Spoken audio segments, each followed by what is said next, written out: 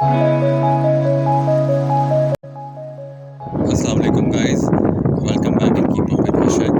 अच्छा जी, आज मैं आपको कराची के एक ऐसे अम्यूज़मेंट पार्क में लेकर आया हूँ जिसको देखकर शायद आपके लिए अंदाज़ा लगाना मुश्किल हो, मगर थोड़ा सा अगर मैं कैमरा घुमाऊँ तो आप बैकग्राउंड देख के शायद असेस कर पाएंगे कि where I am actually standing.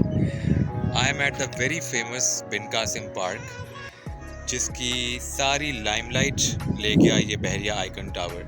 जब से ये पार्क बिल्कुल इग्नोर्ड है, बहरिया आइकन टावर इसके बिल्कुल फ्रंट पर बनाया गया, और चूंकि कराची में जिस तरह और चीज़ों पे कोई काम नहीं हो रहा, इस तरह यहाँ पर भी कोई काम नहीं हुआ। अलबत्ता ये पार्क अब फिर भी बहुत बेहतर कंडीशन में है। आज से कुछ सालों पहले इसके इतने बुरे हालात थे कि देखकर लगता था कि शायद यहाँ पर कोई सहरा हुआ करता हो। ना ही दरख्त है, ना ही कोई पौधे और ना ही घास।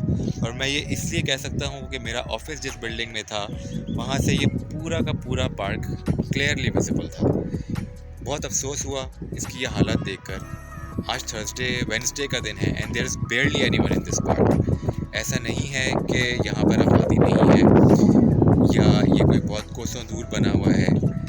अफसोस की बात यह है कि जब आप किसी चीज़ का ख्याल नहीं रखते, उसे इग्नोर कर देते हैं, तो फिर ऐसा ही हुआ करता है। हमारे शहर में वैसे ही लोगों की सैर व तफरी के लिए बहुत कम जगह मौजूद हैं, और उनमें से ये एक बहुत अच्छा एडिशन था जो कि मुस्तफ़ा कमाल के दौर में जनरल परवेज़ मुशर्रफ उस वक्त पाकिस्तान के प्रेसिडेंट हुआ करते थे, जब ये पार्क इनाग्रेट हुआ था। और अब इसकी जो कंडीशन है उसको देख के बहुत अफसोस हो रहा है। और मगरिब के बाद मुझे नहीं लगता कि यहाँ पे कोई लाइट्स भी खुली हुई होंगी।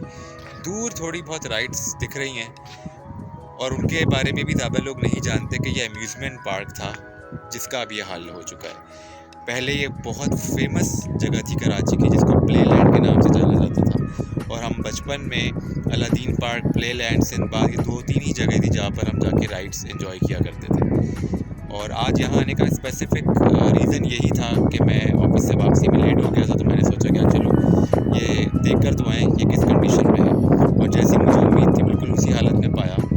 यहाँ पे कोई भी नहीं है, हार्डली 10-15 लोग मुझे नज़र आए होंगे, जबकि मैं पीछे वाले गेट से एंटर होकर फ्रंट तक आया हूँ। मेरी यही दरख्वास्त है कैंटोनमेंट बोर्ड क्लिफ्टन से और कराची की सेंट्रल गवर्नमेंट से कि खुदा का वास्ता है आप लोगों को इस शहर के लिए कुछ कर लें।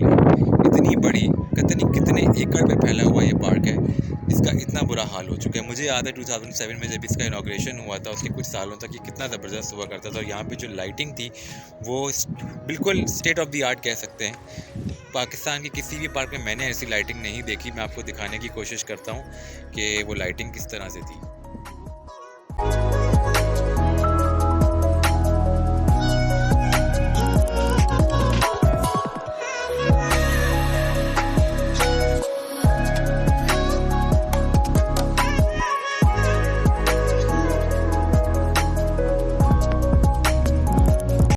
पिक्चर्स देखने के बाद शायद आपके लिए अंदाज़ा लगाना मुश्किल हो कि क्या वाकई ये वही जगह है जहाँ पे इतनी खूबसूरत लाइटिंग हुआ करती थी और इतना लश ग्रीन हुआ करता था। बहरहाल इस पार्क में सबसे अच्छी जो बात थी वो ये कि एक बहुत ही मॉडर्न स्टाइल में इसको तामीर किया गया था और बहुत खूबसूरती के साथ लाइटिंग हुई हुई थी। यहाँ पे पहली दफ़ा कॉन्सेप्ट था कि प्लांट्स के अराउंड भी ग्राउंड लेवल के ऊपर गोल्डन, ग्रीन और पर्पल कलर की एलईडीज इंस्टॉल थी, जो कि उस टाइम पे एक बिल्कुल यूनिक आइडिया था।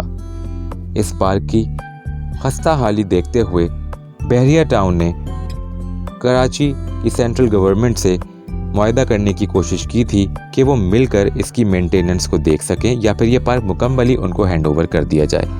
मगर अफसोस की बात यह है कि ना हमारी सिंध गवर्नमेंट को कराची शहर के लिए कुछ करना है और ना ही कोई ऐसी अप्रोच अपनानी है जिसमें किसी और की मदद से इसको बेहतर बनाया जा सके।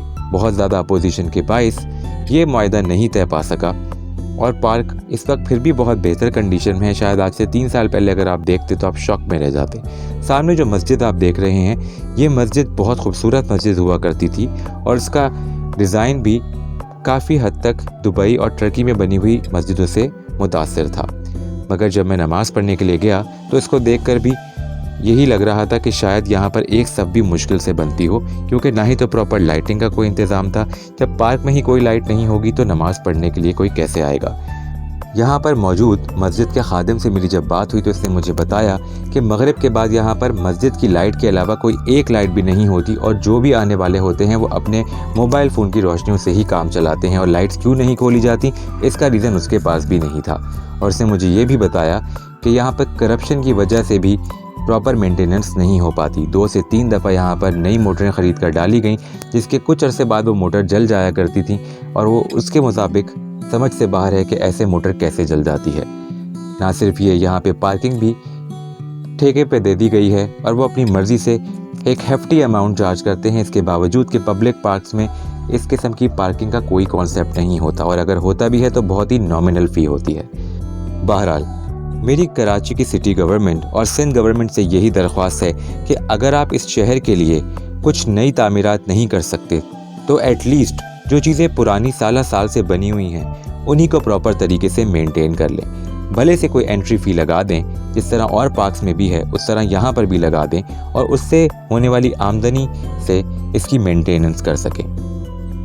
कराची जो कि पाकिस्तान का न्यूयॉर्क समझा जाता था एक बहुत बुरी हालत में है और बीइंग अ कराचीआइट हमारी जिम्मेदारी है कि हम सिर्फ फेसबुक पे प्रोटेस्ट करने के बजाय अपने शहर के लिए एहतजाज करें और उसकी तरक्की के लिए इकदाम लें।